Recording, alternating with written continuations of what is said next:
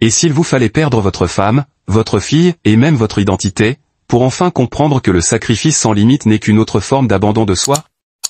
Voici l'histoire de Moukila, l'homme qui donnait tout, sauf à lui-même. Dans les rues poussiéreuses de Libreville, un homme se bat pour sa famille, mais à force de tout donner, il finit par tout perdre. Voici l'histoire vraie de Moukila, une vie de devoir, de silence, et de renaissance. Libreville, quartier de Nzengayong, soleil écrasant, vent de poussière, cœur chargé d'espérance. Dans une maisonnette de fortune, à l'abri des regards du monde, naquit une promesse, Moukila, premier-né d'une famille de 6 enfants, héritier des rêves étouffés de ses parents. Nzang, son père, homme au doigt tanné par le soleil, poussait une charrette de fruits du matin au crépuscule. Mazika, sa mère, trempait ses mains dans les eaux savonneuses des maisons bourgeoises, lavant les draps des autres pendant que ses propres enfants dormaient sur des pagnes usées. Chaque pièce économisée, chaque repas sauté, avait un seul objectif, envoyer Moukila à l'école, lui ouvrir les portes du monde. Ils l'appelaient leur ticket pour l'avenir. Il portait cette phrase comme une couronne, mais aussi comme un fardeau. Les années passèrent. Moukila devint ce qu'on attendait de lui, un homme instruit, fonctionnaire à l'office national. Cravate repassée, sourire figé, apparence de réussite. Pourtant, à l'intérieur, une tempête grondait. Ce qu'il avait gagné en prestige, il l'avait perdu en liberté. Son téléphone ne se taisait jamais. Chaque appel était une prière maquillée en demande. Moukila, ta sœur n'a pas encore payé ses frais, maman a besoin de médicaments, l'oncle a un souci de transport, la tante n'a plus rien à manger. Et il envoyait. Toujours. Il avait arrêté de compter, de rêver, d'exister. Le rire lui paraissait lointain, presque indécent. Il était devenu une source, un distributeur, un pilier que personne ne soutenait. Il serrait les dents, persuadé que sa mission était noble, qu'il était l'élu de la famille, le sauveur. Mais personne ne voyait que l'élu s'éteignait. Ses collègues admiraient sa générosité. Ses voisins saluaient son respect. Pourtant, le soir, dans le silence de sa chambre, Moukila regardait le plafond, les mains jointes sur le ventre, vidé. Il n'y avait pas. Il y avait quelque chose d'étrangement confortable dans la routine des sacrifices. Moukila s'y était perdu, comme on s'endort dans une barque au milieu de l'océan, bercé par les vagues jusqu'à l'oubli de soi. Mais les vagues devenaient tempêtes. Les appels étaient devenus des obligations rituelles. Chaque lundi, sa mère ouvrait la danse. Mon fils, que Dieu t'élève au-dessus de tes ennemis. D'ailleurs, ton petit frère doit s'inscrire à la conduite. Il faut 150 000. Le vendredi, sa sœur cadette envoyait des messages déguisés en compliments. Grand frère, j'ai parlé de toi à mes amis, elles rêvent toutes d'avoir un frère comme toi. Dis, je peux changer de téléphone? Il bug trop. À force d'entendre qu'il était leur pilier, il s'était résigné à ne plus respirer pour lui-même. Mais un jour, un souffle de liberté tenta de percer l'étau. Il parla timidement de son désir de se marier. Juste quelques mots, glissés au détour d'une conversation avec ses parents. Et ce fut comme une insulte. Moukila, tu veux épouser une femme pendant que tes frères sont encore sur les bancs? Tu veux les laisser à moitié formés? Tu veux égoïstement penser à toi? Il ne répondit rien. Il encaissa. Il ravala ce rêve-là comme tous les autres. Il reposa son téléphone et resta là, des heures, les yeux vides. Ce n'était pas qu'il refusait qu'il soit heureux, c'est qu'il ne comprenait même pas ce qu'être heureux voulait dire pour lui. Ces dimanches, censés être des jours de repos, étaient devenus des corvées familiales. Il faisait les courses de tout le monde, convoyait les médicaments, vérifiait les versements. Parfois, il se surprenait à oublier sa propre liste de besoins. Ce qu'il mangeait, ce qu'il portait, ce qu'il ressentait, le tout devenait secondaire. Les maux de tête apparurent, puis les insomnies. Le sommeil ne voulait plus de lui. Son corps parlait pour lui, hurlait même, mais personne n'écoutait. Pas même lui. Il était devenu l'arbre que l'on secoue sans relâche pour faire tomber les fruits, sans jamais se demander si ses racines avaient encore la force de tenir. Mais dans ce tumulte, un vide grandissait, et il ne savait pas encore que ce vide finirait par tout emporter. Moukila n'était pas un homme insensible. Bien au contraire. Il aimait fort. Il aimait avec cette intensité silencieuse de ceux qui n'ont jamais appris à penser à eux. Mais l'amour, chez lui, était toujours mis à l'épreuve, toujours légué au second plan, derrière les dettes affectives de sa lignée. Il en avait connu, des femmes. Toutes, un jour, avaient cru pouvoir percer l'armure. Elles avaient rêvé d'un homme attentionné, d'un foyer où elles compteraient vraiment. Mais à chaque fois, la réalité les avait écrasées. Tu dis que tu m'aimes, mais tu n'es jamais là. Je suis avec toi, mais je dors seul, je mange seul, je pense seul. Elles partaient, une à une, laissant derrière elle un parfum d'espoir inachevé. Et lui restait, seul, avec ses transferts bancaires et ses factures à honorer. Jusqu'au jour où il rencontra Ngoya. Elle était différente. Pas spectaculaire, pas flamboyante, mais douce, profondément présente. Elle ne posait pas de questions douloureuses. Elle ne demandait pas. Elle ne reprochait pas. Elle regardait. Elle écoutait. Elle attendait. Pour la première fois, il n'avait pas l'impression de devoir prouver quoi que ce soit. Il pouvait respirer. Être simplement Moukila, et non, le fils de, le frère de, le sauveur de. Il la présenta à ses parents. Ils la rejetèrent. Trop discrète. Pas assez ambitieuse, selon eux. Une intrusion dans leur plan familial. Il n'en tint pas compte. Il se maria avec elle, porté par un élan rare, presque irréel. Avec elle, il eut une fille, Mouyabi, petite étoile qu'il caressait le soir en silence, le cœur gonflé de gratitude. Mais le répit fut bref. Les appels reprirent. Plus forts, plus exigeants, plus sournois. Il s'y remit, comme un toxicomane replonge dans l'addiction. Il ponctionnait son salaire jusqu'au dernier franc. Ngoya, elle, comptait les centimes pour nourrir leur fille. Elle gérait seule les urgences, les lessives, les maladies infantiles, les courses au marché. Un jour, elle lança son propre commerce, espérant soulager un peu le poids du quotidien. Mais sans soutien, sans souffle, l'entreprise vacilla, puis s'effondra. Et lui? Il ne voyait rien, ou faisait semblant. À force d'éteindre ses propres douleurs, il avait cessé de reconnaître celles des autres. Dans les yeux de Ngoya, l'amour se fanait. Il ne brûlait plus, il se consumait à petit feu. Et lui, sans le savoir, creusait la tombe de son propre bonheur. Le silence, quand il s'installe dans une maison, ne prévient pas. Il s'infiltre lentement, entre les murs, dans les regards, dans les gestes. Il ne hurle pas, il ne frappe pas, il s'invite. Et il tue à petit feu. Ngoya ne cria pas, elle ne se plaignit pas, elle ne brisa aucun verre, ne fit aucun scandale. Elle disparut d'abord par les mots, elle parlait moins, puis plus du tout de ses journées. Elle ne demandait plus d'aide, ne faisait plus de reproches. Elle devenait ombre, présente mais absente, visible mais éteinte. Un soir, elle posa l'assiette sur la table et ne dit rien. Un autre, elle mangea seule, sans attendre. Puis, un matin, elle plia lentement quelques vêtements dans un sac, prit sa fille dans ses bras, l'embrassa sur le front et, d'une voix calme et tranchante, dit « J'ai besoin d'un mari, Moukila, pas d'un comptable de famille ».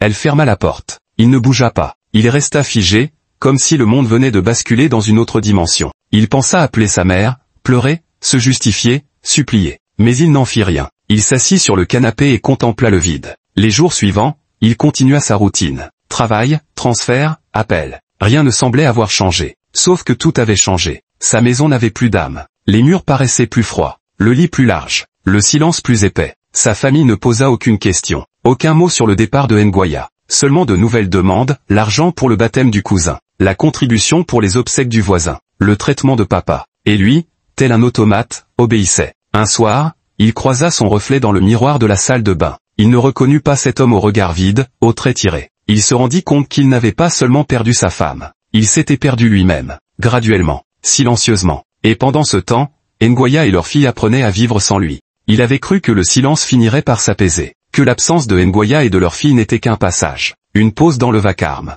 Mais le silence devint compagnon, invasive, lourde, pesante. Une brume sans fin qui s'insinua dans chaque recoin de la maison, et dans chaque fibre de son être. Un soir, en rangeant machinalement quelques papiers, il tomba sur un dessin abandonné. Un simple gribouillis d'enfant, signé maladroitement, Mouyabi, 4 ans. Le papier tremblait dans ses doigts. Le dessin représentait une maison sous un soleil maladroit, une femme souriante, une petite fille tenant sa main, et un homme, grand, au visage barré d'une croix rouge. Il resta longtemps figé. Un frisson glacé lui parcourut l'échine. Il comprit. Sa fille l'avait effacé de son monde. Pas parce qu'elle le haïssait, mais parce qu'il n'y était jamais vraiment entré. Ce soir-là, Moukila s'effondra. Pour la première fois depuis des années, il pleura. Des larmes d'homme, épaisses, salées, incontrôlables. Il pleura pour lui, pour l'enfant qu'il avait été, pour l'homme qu'il n'était plus, pour l'amour qu'il avait laissé mourir. Il pleura sans fierté, sans retenue, sans masque. Le lendemain, il tenta de joindre Ngoya. 1, 2, 10 fois. Aucune réponse. Il finit par se rendre chez elle.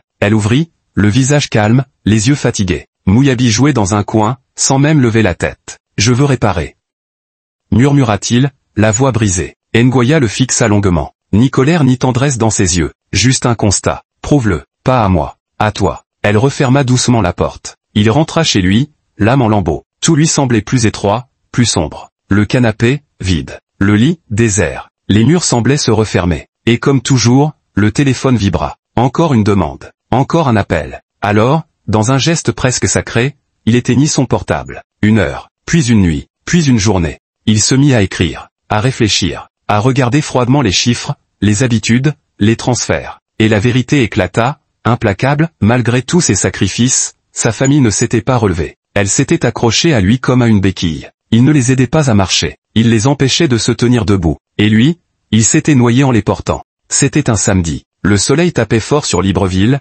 mais dans le cœur de Moukila, c'était l'hiver. Il avait passé la semaine enfermé, sans répondre à un seul appel, sans lire un seul message. Il avait tout listé, les montants envoyés, les promesses faites, les rêves enterrés. Le résultat le laissa vide. Il ne vivait pas. Il survivait, pour les autres. Alors il prit une décision. Il contracta un prêt. 3 millions de francs. Pas pour acheter une voiture. Pas pour investir. Mais pour poser un terme. Une ligne. Une frontière. Le dimanche suivant, il invita toute sa famille chez lui. Ils vinrent, comme d'habitude, nombreux, bruyants, porteurs de rires de façade et de demandes dans les poches. Certains avaient même préparé des listes. Une sœur voulait des frais d'inscription. Un frère parlait déjà d'un projet de moto. La mère souriait avec fierté, croyant que son fils allait encore se montrer généreux. Mais cette fois, Moukila était différent. Il les regarda un à un, la gorge serrée, les paumes moites. Puis il posa une enveloppe épaisse sur la table. Voici 3 millions. Ce n'est pas un cadeau, c'est une fin. Utilisez-les pour vous relever, pas pour m'enchaîner. Le silence fut glacial, lourd.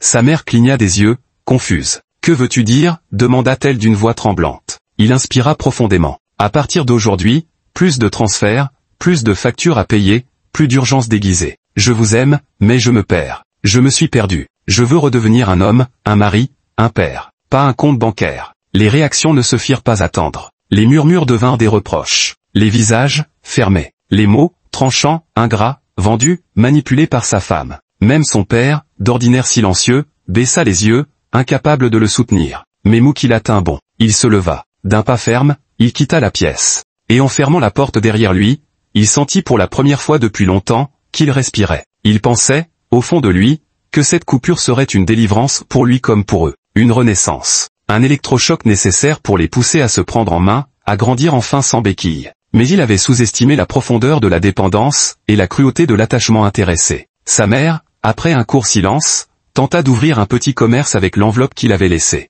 Mais sans réelle stratégie, refusant les conseils, gaspillant les fonds entre dettes anciennes et dépenses futiles, l'entreprise sombra rapidement. Les critiques commencèrent à pleuvoir autour d'elle, elle ne sait rien faire sans son fils. Les mots blessèrent son orgueil plus que les échecs. Et elle se referma dans l'amertume. Ses frères, eux, ne pardonnèrent jamais. Ils ne l'attaquèrent pas frontalement, non. Mais dans les ruelles du quartier, dans les réunions de famille, dans les chuchotements empoisonnés, son nom devint une trahison, le frère qui s'est cru trop grand pour les siens. Il pense qu'une femme vaut plus qu'une famille. Ils l'insultèrent dans son dos, l'évitèrent, effacèrent son numéro des groupes familiaux. Et Ngoya revint. Un matin doux, avec leur fille dans les bras, le regard hésitant, comme on revient dans une maison brûlée. Ils essayèrent, pour Mouyabi. Ils se parlèrent. Un peu. S'évitèrent. Beaucoup. Le passé pesait, lourd. Les silences avaient creusé des gouffres. Le cœur voulait croire, mais le corps se souvenait encore de l'abandon, des nuits seules, des douleurs tues. Un soir, après une dispute muette, Ngoya se leva, prit ses affaires. On ne construit pas sur des ruines, Moukila. Cette fois, il ne chercha pas à la retenir. Il savait qu'elle avait raison. Les mois passèrent. Son compte épargne grandissait. Il n'avait plus à courir. Plus d'appels, plus d'excuses. Mais l'argent ne parlait pas. L'argent ne chantait pas. L'argent ne lui disait pas « je t'aime ». Sa maison était belle, rangée, froide. Sa fille ne le regardait plus comme avant. Sa femme n'en était plus une. Sa famille? Éloignée, froissée, fragmentée. Il avait été un homme dévoué. Il était devenu un homme seul. Et dans ce vide, il comprit une vérité trop tard, donner sans limite n'est pas aimer. C'est s'oublier. Les années passèrent comme des saisons sans fleurs. Le silence était devenu complice de Moukila. Il n'envoyait plus d'argent, il ne courait plus. Il avait appris à vivre seul, à cuisiner ses repas, à s'occuper de sa maison. Mais chaque geste, aussi anodin soit-il, lui rappelait ce qu'il avait perdu. Un soir, alors qu'il classait des documents anciens, il retrouva une lettre froissée de Mouyabi. Une simple phrase, mal écrite à l'époque, « Papa, pourquoi tu ne restes jamais avec nous ?»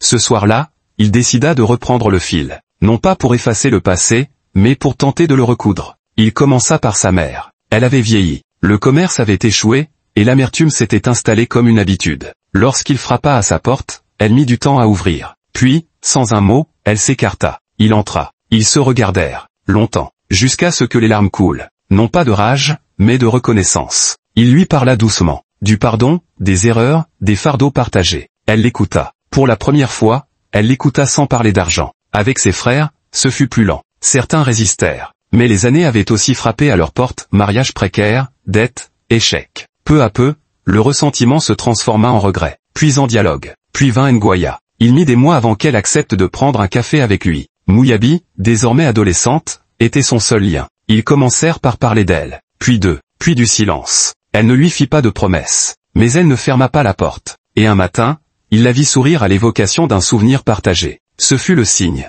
Ils ne repartirent pas de zéro. Ils repartirent d'eux, abîmés, mais plus vrais. Aujourd'hui, Moukila n'est plus ce jeune homme au regard épuisé. Il a les tempes grisonnantes, mais le cœur plus léger. Avec Ngoya, ils n'ont pas reconstruit un foyer parfait, mais un espace sincère. Chaque parole est pesée, chaque silence respecté. Ils ne cherchent plus à plaire aux autres, mais à se protéger eux-mêmes. Leur amour n'est plus flamboyant. Il est solide. Il a ouvert une petite fondation, nommée « Le devoir d'aimer ». Elle accompagne les jeunes Gabonais pris dans le piège du sacrifice familial sans limite. Il y raconte son histoire, sans phare. Il parle dans les lycées, les universités, les émissions radio. Pas pour faire la morale, pour réveiller les consciences. Mouyabi, elle, grandit entre ses deux parents. Elle sait d'où elle vient. Et surtout, ce qu'elle ne veut pas reproduire. Elle apprend l'équilibre, le respect de soi, la force de dire non. Un jour, alors qu'il ferme la grille de la fondation, un jeune homme s'approche timidement. « Monsieur Moukila ?